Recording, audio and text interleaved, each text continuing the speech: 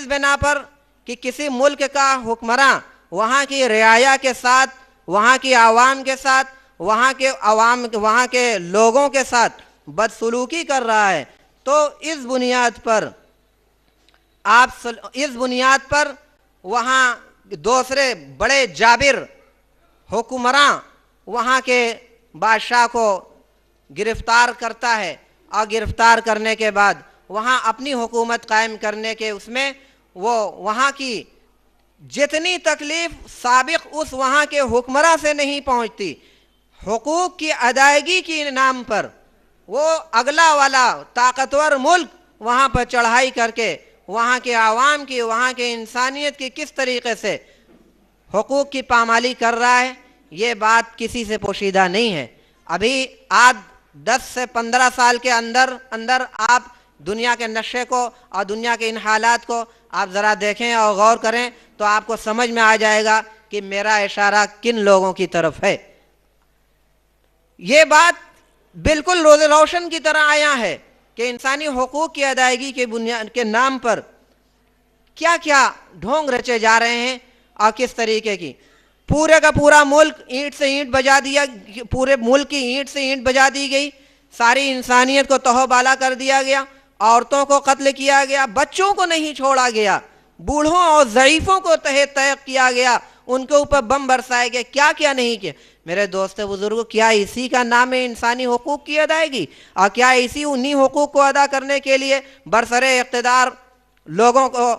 ہٹا کر اور ان کو جیل میں ڈال کر وہاں کے اس طریقے کے حالات بنائے گئے؟ میرے دوست بزرگوں، میں یہ کہہ رہا ہوں کہ اگر وہاں کے سابق حکمراں کی طرف سے اگر کسی طریقے کی تکلیف پہنچ رہی تھی تو وہ بھی بھیجا، لیکن آپ نے اس طریقے کا جو کارنامہ انجام دیا تو وہ کون سی انسانی حقوق آپ نے ادا کیے، وہ کون سا حق آپ نے ادا کر دیا؟ ہمارے نبی صلی اللہ تعالیٰ علیہ وسلم نے انسانی حقوق کی جس طریقے سے ادائیگی کی تعلیم دی، آپ نے انسانی حقوق کو پورے طور پر ادا کر کے دکھلا بھی دیا۔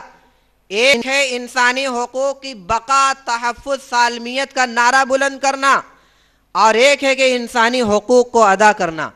آج جو کچھ ہو رہا ہے، انسانی حقوق کی بقا، تحفظ اور سالمیت کا ڈھونگ رچا جا رہا ہے، نعرہ لگایا جا رہا ہے، اور اس کی آڑ میں انسانی حقوق کی ادائیگی کیا، انسانی حقوق کو پامال کیا جا رہا ہے، اور حقوق ہی کو پامال نہیں کیا رہا ہے بلکہ ساری انسانیت کو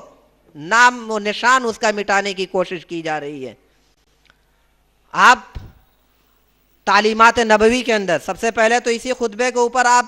غور کریں جو حجۃ الوداع کے موقع پر دیا گیا کہ تمہارا خون، تمہارا مال ایک دوسرے کے لیے بالکل حرام، یہ تو تعلیم دی۔ سب سے پہلے آئیے ہم قرآن کریم کی روشنی میں ہم یہ دیکھیں کہ انسانی حقوق کا کیا مقام و مرتبہ ہے، اور انسانی حقوق کی کس طریقے سے ادائیگی کا اللہ تعالیٰ نے حکم فرمایا ہے۔ اللہ رب العالمین کا ارشاد ہے کہ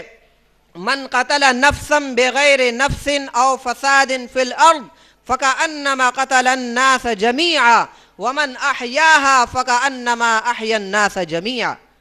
یہ اللہ تعالیٰ نے انسانی حقوق کو ادا فرمایا کہ انسانی حقوق کو اس طریقے سے ادا کیا جائے کہ جس آدمی نے اگر کسی آدمی کو بیجا قتل کیا، بے قصور قتل کیا، تو سمجھ لیا جائے کہ اس نے ساری انسانیت کا قتل کیا، اور جس آدمی نے اگر کسی دوسرے انسان کو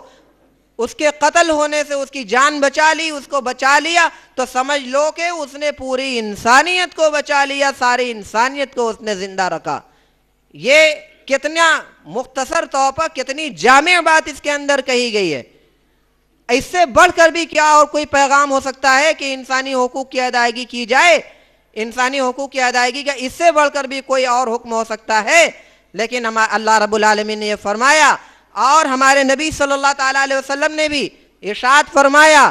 کہ الخلق عیال اللہ فاحب الخلق الی اللہ من احسن الی عیالہ، کہ ساری کی ساری مخلوق اللہ کا کنبہ ہے، اور ساری اللہ کی مخلوق میں اللہ کے پریوار کے ساتھ، اللہ کے کنبے کے ساتھ جو آدمی حسن سلوک کرے وہی آدمی اللہ رب العالمین کا سب سے عمدہ اور سب سے بہترین ہے۔ آپ کو معلوم ہونا چاہیے کہ اللہ کے پریوار، اللہ کے کنبے کے اندر صرف انسان نہیں ہے بلکہ دنیا کی جتنی بھی جاندار چیزیں ہیں، جانور، چرند،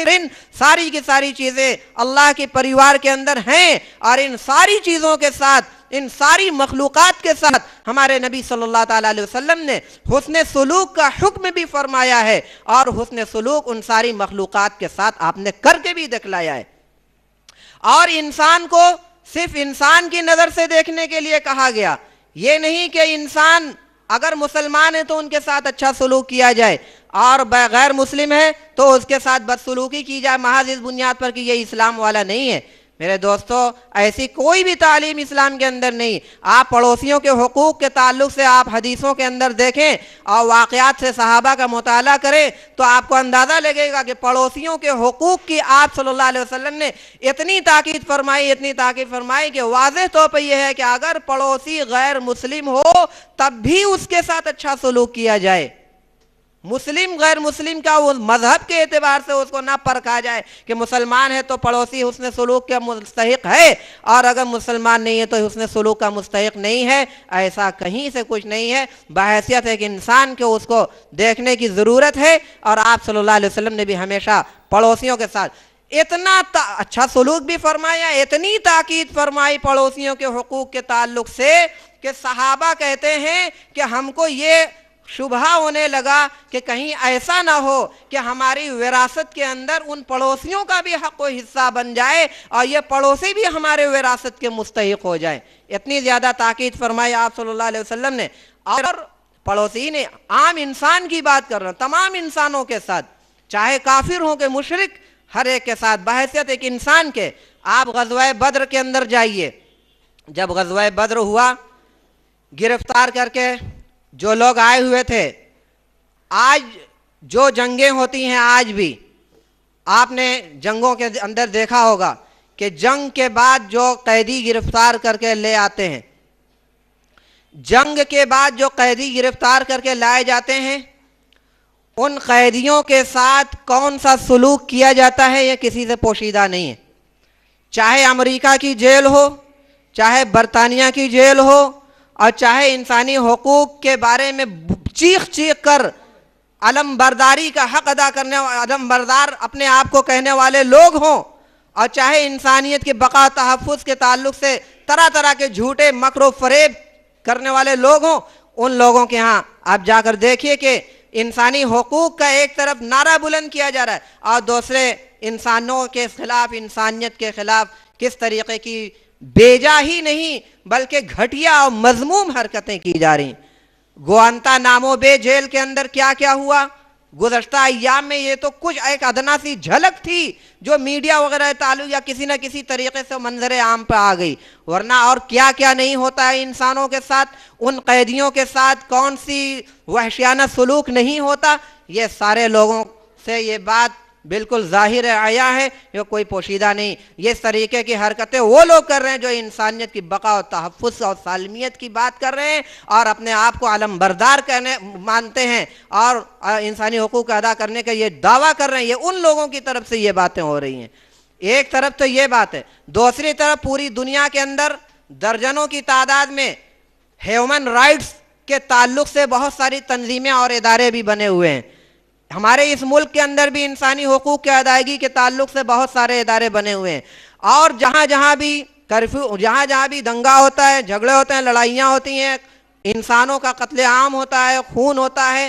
ان ساری جگہوں پہ انسانی حقوق کے جو ذمہ دار کمیٹیاں ہوتی ہیں، ادارے ہوتے ہیں، جاتے ہیں، جائزہ لیتے ہیں، لیکن نتیجہ کیا ہوتا ہے؟ بالکل صفر۔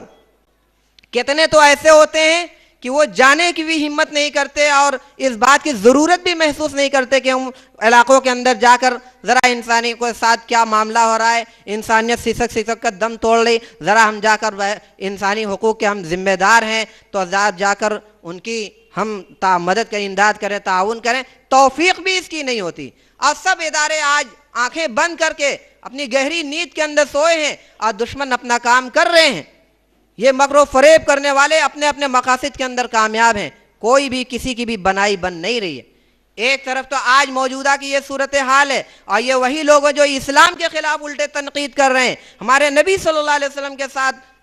کے اوپر ان کا نشانہ ہے، اور طرح طرح کی بے سر و پیر کی باتیں اسلام اور مسلمانوں کے خلاف جو لوگ اڑا رہے ہیں، یہ ان لوگوں کا یہ کرنا ہے، ان کا یہ عمل ہے۔ آپ ذرا غزوہ بدر کے موقع پر وہی لوگ جو قتل کے مستحق تھے، ان لوگوں کے ساتھ ہمارے نبی صلی اللہ تعالیٰ علیہ وسلم نے کیا برتاؤ کیا، آپ اسلامی تاریخ کے اندر جا کر مطالعہ کریں، جائزہ لیں، تو سمجھ میں آئے گا کہ صحیح معنوں میں انسانی حقوق کی ادائیگی اگر کسی نے کی تو ہمارے آقا و مولا حضرت محمد الرسول اللہ صلی اللہ علیہ وسلم نے کی، اور جیسی حقوق کی ادائیگی آپ نے کر دیا، دنیا قاصر ہے کہ اس طریقے کا حق ادا کرے، اور پورے دعوے کے ساتھ کہا جا سکتا ہے کہ قیامت تک کوئی آدمی ایسا انسانی حقوق کو ادا کرنے والا نہیں ہوگا، الا ماشاءاللہ کوئی اللہ تعالیٰ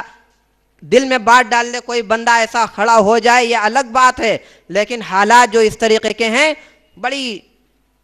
مایوسی اور بڑا ہی عجیب و غریب حال ہے۔ آپ ذرا غزوہ بدر کے اندر جائیں، دیکھیں اس وقت